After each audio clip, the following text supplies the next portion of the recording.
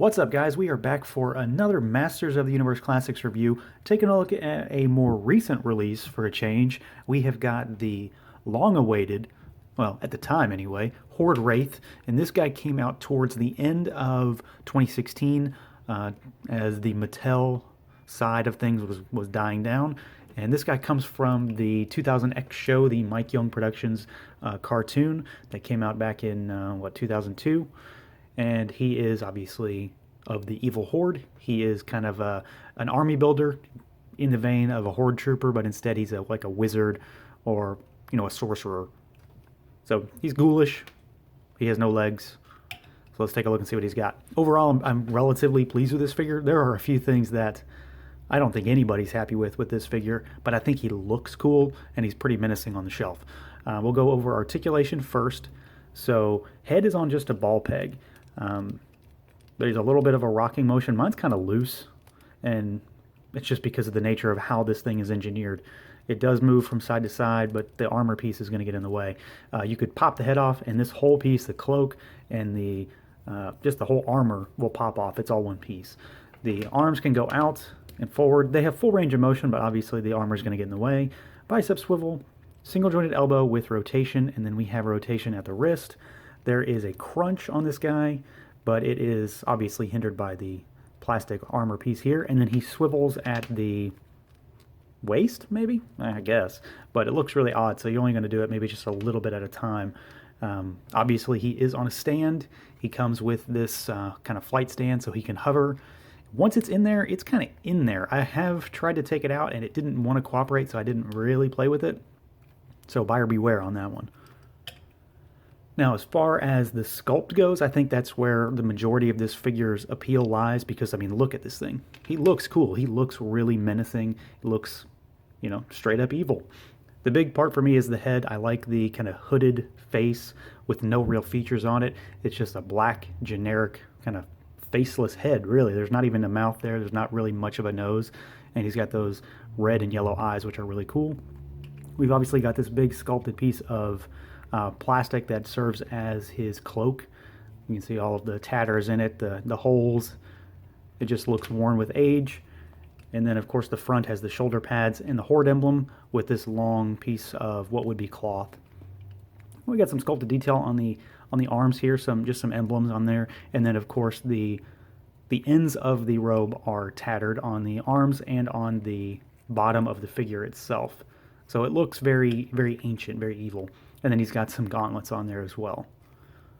As far as paint goes, there's a decent bit. Obviously, the red is painted because this piece is molded in black, and which has red painted. It's kind of sloppy, especially on this Horde emblem. It's not that great.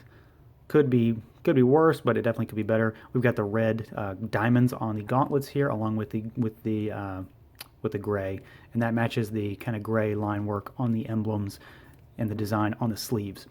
There is, of course, the black face and then the yellow and red eyes, which I think are pretty clean. I don't have too many problems there. The areas that he has, well, to me, and I think others as well, problems comes in with his accessories.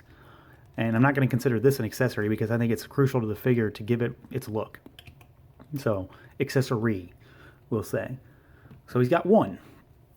This is the kind of HORDE WRAITH staff, and you can see it's got the Horde emblem, the standard bat wings with Hordax face, and it even incorporates the kind of crossbow design. The top of it looks like a crossbow, and if you can see, like just by touching it, this thing is like a wet noodle. I don't know who decided that this needed to be gummy, rubbery plastic, but this thing has no structure to it. Even the top is really gummy, and I don't like it. And then, of course, you see this weird little thing here. This is how he holds it. So going back to Sculpt for a second, you can see that the hands are style pose hands. He does not come with any extra hands. So how in the world would he hold this?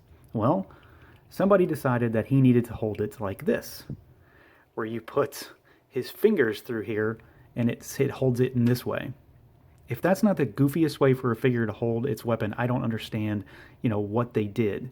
Why would you not just give him an extra hand? And, making matters worse, gummy. The hands are gummy.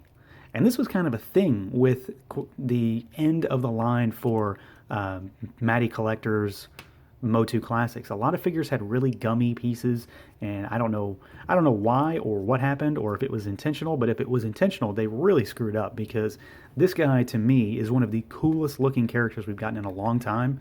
But this and this are just goofy. I don't understand the point of it. It's odd.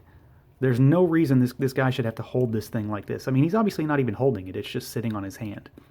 You can sort of play with it and make him look like he's kind of holding it in both hands, and that's not too bad.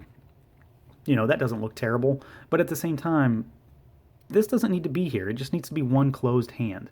So I think that's a huge miss. All right, so overall, I think this guy is okay. He's not as good as he could have been. I think that is obvious. He's got some paint mishaps on him, and it's not unique to this figure. I have a few of these guys. I haven't opened them all, but they all kind of share some just poor paint job in various places. That staff is a big mess, and those hands are a mess too. I like the overall design of the figure. I like the concept of the character and what he represents in the Horde. I think it's cool to have this kind of shaman, sorcerer, wizard type guy as an army builder, and he does look good with more than one, with maybe your Horde troopers and with Hordak and some of the other Horde members, but there's just some sloppiness on this guy overall. So that is going to do it for this figure. As always, stay tuned for more reviews. Feel free to like, comment, subscribe, and share. Thanks always for watching, and until next time.